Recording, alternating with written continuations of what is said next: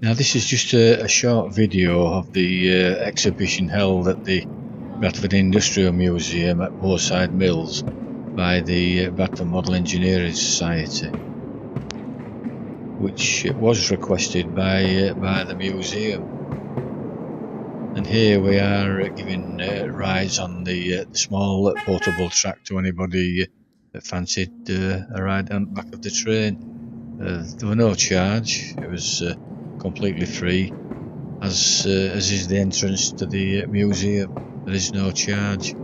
If you're in the area, it's definitely well worth a visit. Here we see some of our members enjoying a cuppa.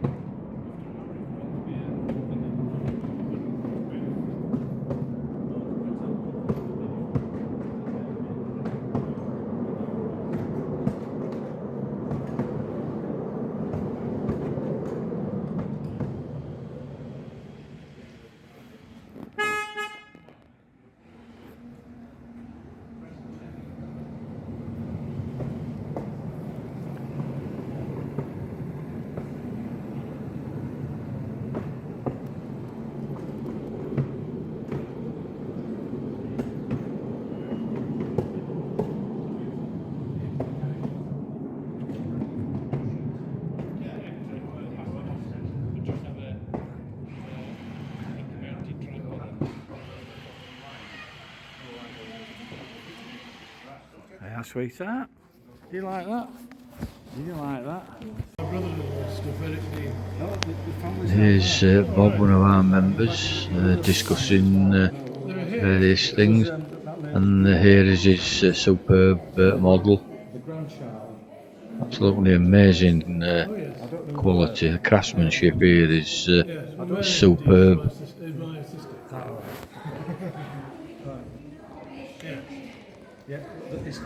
And here are his various tools, measuring tools I should say. Replicate that on a small scale, that's the. But that's a coreless engine as well. Yeah, you buy that cast at the store? Someone gave me it actually. Does it have to be replicated to fit the actual size of the model? More or less, like, yeah. That's a super machine, isn't it? Let me take a picture. Yeah, of course you can. Now these are various little stationary engines and boilers. I think these are Mammoth. I'm not too sure, but they look like Mammoth engines. And a good selection of various kinds. And there's Russell there trying to entice this beam engine to work. Here we have a small heat engine. Very unusual, using a glass like test tube. A view of one of the small engines again.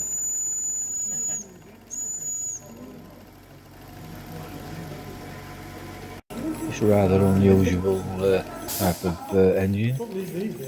The gear running inside its circular gear. Can't say I've ever seen one of these before. Never seen anything like that before. Very unusual.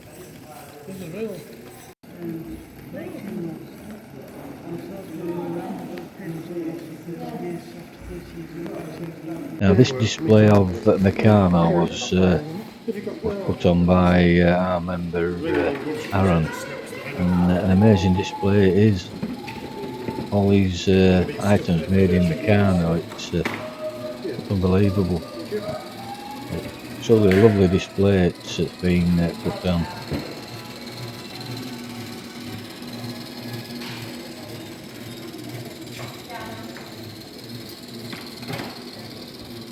There's a Mammoth tracking engine.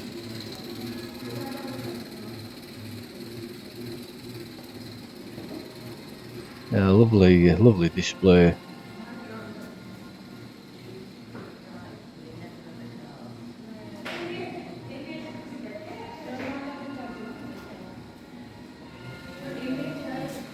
There's Aaron himself. Now, while I was in this gallery, where the Jowett cars are, I weren't going to bother filming, videoing anymore, because I've already videoed these in this gallery before on a previous video. Oh, is it? Is it? So I'm not sure whether this alright, was there at the See it time. on that lot hang. This Like, barn that find, there. If you look there, and it's up for restoration. So I Oh, thought yeah. I'd just include it just in case, but I thought, well, I might as well just include all the other Jowett cars again, and no doubt it will be of interest to the Jowett collectors. Now, just out of interest, the Jowett Motor Manufacturing Company was founded in Bradford in 1901 by Benjamin, Ruth and William Jowett, untouched that. and their Says the date first was product stored was away. a V-twin engine, which proved to Yeah. be The roof's got rivets on it, successful in various it's got cars. screws on top. See that? By 1927, over 3,000 Jowetts were leaving the factory per year, with their owners enjoying reliable and economical motoring.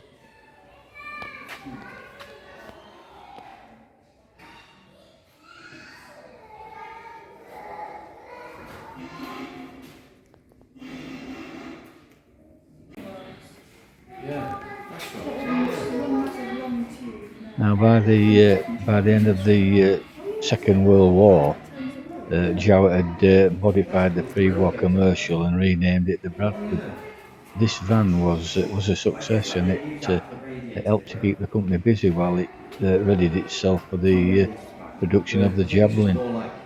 And it was a saloon with a flat 4 engine. More success followed, and they led to the Jupiter Sports model being developed by ERA. But the company was in trouble by the early 1950s. Not enough sales of the Javelins and development costs of new models led to the sale of the factory in early 1954.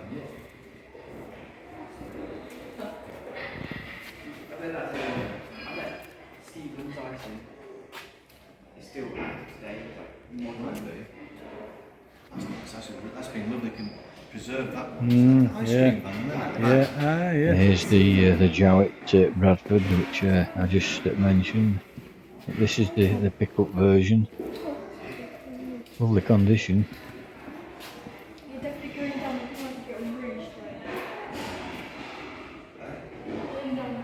And of course the Bradford van.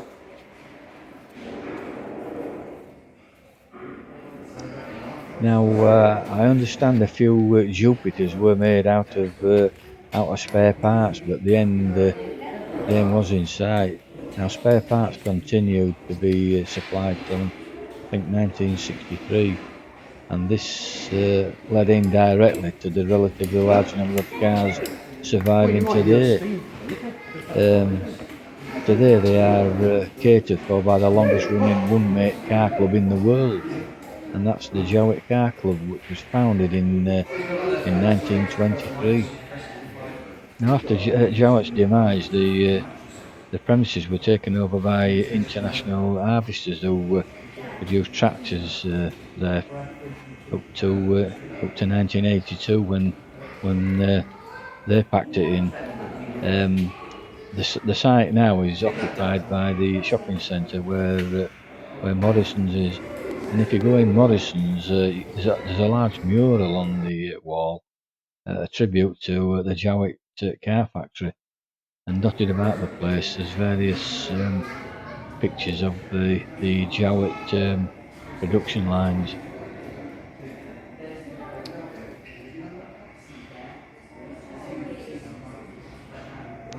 Now, this bright yellow car here, this van I should say, was a Telegraph and Argus van, a local paper.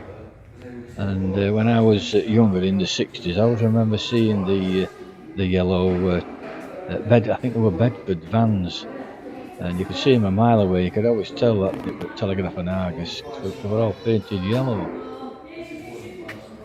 I've often said this is one of the best collections of Jowett cars there is. I mean, there's probably others which I've never seen, but I've always found this display in this museum one of the best for Jowett cars and vans.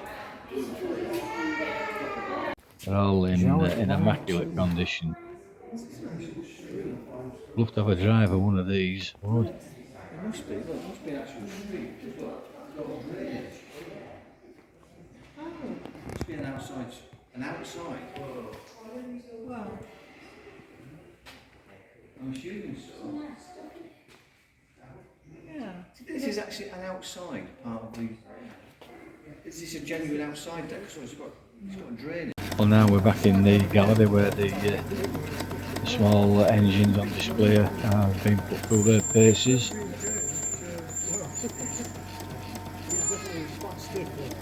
Food's not in very good condition, but it managed to gather. There's my good lady Elizabeth, who's always had a keen interest in steam and exhibitions and anything to do with railways and models. She used to help me quite a lot in the workshop at one time, helping with boiler making and various other things. But unfortunately not anymore due to her disability. There's my Yeah, you're going to young make something granddaughter here, nice. enjoying herself.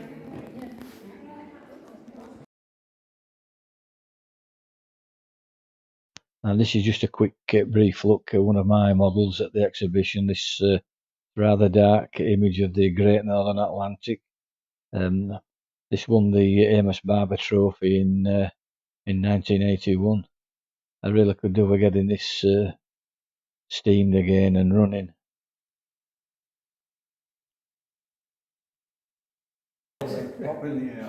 Some of our members. Right. The lock keeper went ballistic.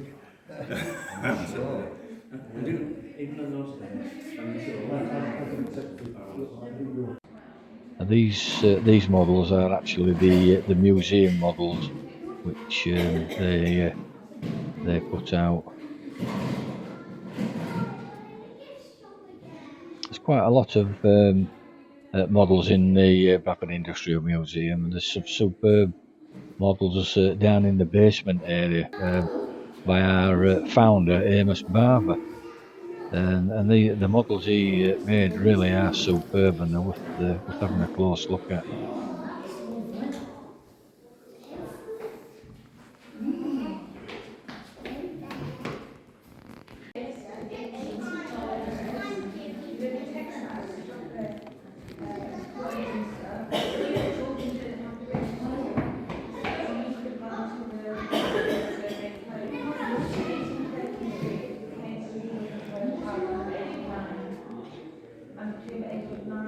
Here we see the bust of the famous Sir Titus Salt, the founder of the Salt Model Village at Saltaire. Unfortunately, in this area, my video didn't turn out for some reason, and I could only get still photos. Now these superb models made by Ken Shipley. It's amazing detail, and here's other examples of his workmanship. A fantastic detail. My family group, daughter and granddaughter. Here's another museum models I should say. There's the crane outside. This is an interesting and unusual model, demonstrating the use of canal locks. So certainly at that scale, they can't avoid us. When you get onto the track sheet, Very unusual, but fully working. So with a boiler, first of all, you really got to know what you're doing. You've got to be able to trace all the materials, all your chromiums, your copper and all your sodas and all of that. Right, and then I'm opening the paddle gear on the lower gate. If you get to the end of the boiler and you make a And you watch it go down.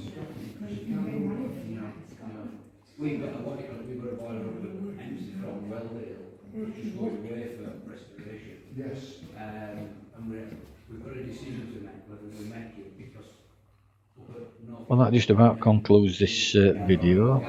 Now, if Right, you're that won't in be the long. area, it's well worth a visit to the Halfway Bradford open the Industrial gate. Museum at Moorside Mills. If you've not seen it, I have a video on my channel which I cover in more detail a short tour around the museum, Yeah. and that might be well worth having a look at if you've not seen it. I've included a link below if you want to have a look at that. Well, I hope you found this video of interest, and once again, thank you for watching. That's